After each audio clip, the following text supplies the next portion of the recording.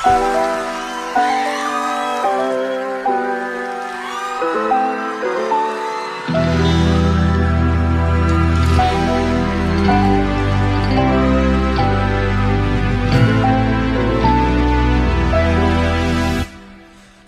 מה את אוהבת, חשבתי מה את רוצה, אמרת שאת דואגת שמשהו קרה.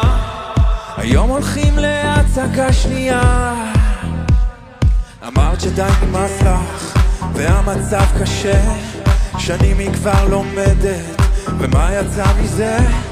צוחקת שנגמר לנו הזמן, אבל משהו קושר אותי לכאן.